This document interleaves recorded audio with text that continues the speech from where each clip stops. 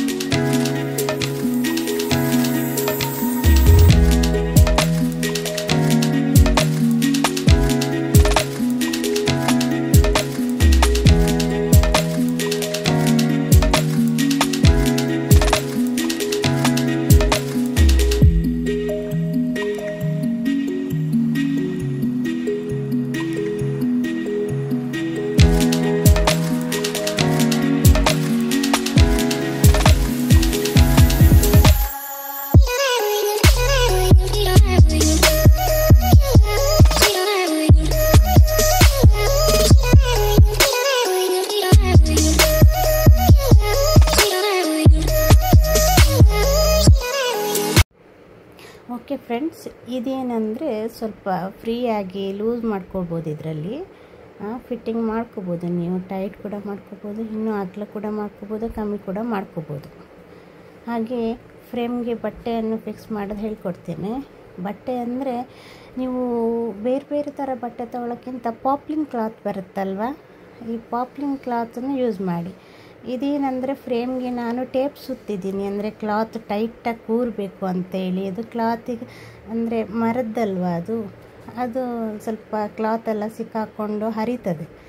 ಅದಕ್ಕೆ ನೀವು ಏನು ಮಾಡಬೇಕಂದ್ರೆ ಈ ಥರ ಟೇಪನ್ನು ಸುತ್ತಬೇಕು. ಇಲ್ಲದೇ ಇದ್ದರೆ ಕಾಟನ್ ನಾಡ ಅಂತ ಸಿಗುತ್ತೆ, ಅದನ್ನು ಕೂಡ ಸ್ವಲ್ಪ ಗಮ್ ಹಾಕ್ಕೊಂಡ್ಬಿಟ್ಟು ಸುತ್ತಬೋದು. ಅದು ಇನ್ನೊಮ್ಮೆ ತೋರಿಸ್ಕೊಡ್ತೇನೆ ನಾನು ನಿಮಗೆ. ಮತ್ತು ಈ ಥರ ಪಾಪ್ಲಿಂಗ್ ಕ್ಲಾತ್ ಇದೆಯಲ್ಲ, ಆ ಪಾಪ್ಲಿಂಗ್ ಕ್ಲಾತ್ ತಂದುಬಿಟ್ಟು, ಅದಂದರೆ ಸೂಜಿ ಒಳಗಡೆ ಹೋಗುವಾಗ ನಿಮಗೆ ಬಟ್ಟೆ ಇದೆಯಲ್ಲ ಅದು ಹಿಂಜಲ್ಲ, ನಿಮಗೆ ಕಲಿಯುವಾಗ ಸ್ವಲ್ಪ ಸುಲಭ ಆಗುತ್ತೆ. ಹಾಗಾಗಿ ಈ ಕ್ಲಾತನ್ನು ಯೂಸ್ ಮಾಡಿ. ಈ ಕ್ಲಾತನ್ನು ಯೂಸ್ ಮಾಡಿದರೆ ಕಲಿಯುವಾಗ ನಿಮಗೆ ಈ ಕ್ಲಾತನ್ನು ಯೂಸ್ ಮಾಡಿ ನೀವು ಕಲಿತ್ರೆ ಆಮೇಲೆ ಪರ್ಫೆಕ್ಷನ್ ಬರುವಾಗ ನೀವು ಸಿಲ್ಕಲ್ಲಿ ಬೇರೆ ಬೇರೆ ಥರ ಬಟ್ಟೆಗಳಲ್ಲೇ ಹಾಕ್ಬೋದು, ಸುಲಭ ಆಗುತ್ತೆ. ಅದಕ್ಕೆ ಮೊದಲಿಗೆ ಪಾಪ್ಲಿಂಗ್ ಕ್ಲಾತ್ ತೊಗೊಂಡು ಬಂದು ಅದರಲ್ಲಿ ಕಲೀರಿ. ನಾನು ಬ್ಲ್ಯಾಕ್ ಕಲರ್ ತೊಗೊಂಡು ಬಂದಿದ್ದೀನಿ, ಅದರಲ್ಲಿ ನಿಮಗೆ ತೋರಿಸ್ಕೊಡ್ತೇನೆ. ಈಗ ಫ್ರೇಮ್ ಫಿಟ್ ಮಾಡೋದನ್ನು ತೋರಿಸ್ಕೊಡ್ತೀನಿ. ಹೇಗೆ ಫ್ರೇಮ್ ಫಿಟ್ ಮಾಡೋದಂತ ನೋಡ್ಕೊಳ್ಳಿ. ಅದಕ್ಕೆ ನೀವು ಮೊದಲು ಫ್ರೇಮಿಗೆ ಆ ಥರ ಟೇಪ್ ತಂದು ಸುತ್ತಕೊಳ್ಳಿ. ಟೇಪ್ ತಂದು ಸುತ್ತಕೊಳ್ಳೋದ್ರಿಂದ ನಿಮಗೆ ಬಟ್ಟೆ ಹರಿಯೋದಿಲ್ಲ. ಬಟ್ಟೆ ಈಗ ಹಿಂಜೋದಿಲ್ಲ ಮತ್ತು ಟೈಟಾಗಿ ಕೂರುತ್ತೆ ನಿಮಗೆ ಫ್ರೇಮಲ್ಲಿ. ಈ ಥರ ಬಟ್ಟೆಯನ್ನು ನೀಟಾಗಿ ಸ್ಪ್ರೆಡ್ ಮಾಡ್ಕೊಬೇಕು. ನೀಟಾಗಿ ಸ್ಪ್ರೆಡ್ ಮಾಡ್ಕೊಂಬಿಟ್ಟು ಫ್ರೇಮ್ ಇಡಬೇಕು. ಫ್ರೇಮ್ ಇಟ್ಟು ಆ ನಂತರ ಅದನ್ನು ಸ್ವಲ್ಪ ಸ್ವಲ್ಪನೇ ಸುತ್ತ ಎಳ್ಕೊಳ್ತಾ ಆ ಥರ ಟೈಟ್ ಮಾಡಬೇಕು. ಒಂದೇ ಸರಿ ಟೈಟ್ ಮಾಡ್ಕೊಂಡು ಎಳೆಯೋಕ್ಕೆ ಹೋಗಬೇಡಿ, ಅದು ನಿಮಗೆ ಟೈಟಾಗಿ ಬರಲ್ಲ ಬಟ್ಟೆ ಹರಿಯೋ ಚಾನ್ಸಸ್ ಇರುತ್ತೆ. ಅದಕ್ಕೆ ಸುತ್ತಲೂ ನಿಧಾನ ಎಳ್ಕೊಂಡು ನೀವು ಸ್ವಲ್ಪನೇ ಟೈಟ್ ಮಾಡಬೇಕು. ಸ್ವಲ್ಪನೇ ಟೈಟ್ ಮಾಡ್ತಾ ಅದನ್ನು ನೀವು ಫಿಟ್ ಮಾಡಬೇಕು. ಅಲ್ಲಿ ಫಿಟ್ಟಿಗೆ ಕೊಟ್ಟಿದ್ದಾರೆ ನೋಡಿ ಫ್ರೇಮಲ್ಲಿ, ಅದನ್ನು ಫಿಟ್ ಮಾಡಬೇಕು. ಸ್ವಲ್ಪ ಫಿಟ್ ಮಾಡ್ಕೊಳ್ತಾ ಸುತ್ತ ಎಳ್ಕೊಂಡು ನೋಡ್ಕೊಳ್ತಾ ಬನ್ನಿ ನೀವು. ಆವಾಗ ನಿಮಗೆ ಅನಿಸುತ್ತೆ. ನಿಧಾನ ಬಟ್ಟೆಯನ್ನು ಎಳ್ಕೊಬೇಕು. ತುಂಬ ಫಾಸ್ಟಾಗೆಲ್ಲ ಎಳ್ಕೊಳಕ್ಕೆ ಹೋಗಬೇಡಿ. ಸುತ್ತಲೂ ನಿಧಾನ ಬಟ್ಟೆಯನ್ನು ಎಳ್ಕೊಳ್ತಾ ಅದನ್ನು ಫಿಟ್ ಮಾಡ್ಕೊಳ್ತಾ ಬರಬೇಕು ನೀವು. ಟೈಟ್ ಮಾಡ್ಕೊಳ್ತಾ ನಿಧಾನ ಟೈಟ್ ಮಾಡ್ಕೊಳ್ತಾ ಬರಬೇಕು. ಆವಾಗ ನಿಮಗೆ ಬಟ್ಟೆ ಟೈಟಾಗಿ ಬರುತ್ತೆ. Okay friends.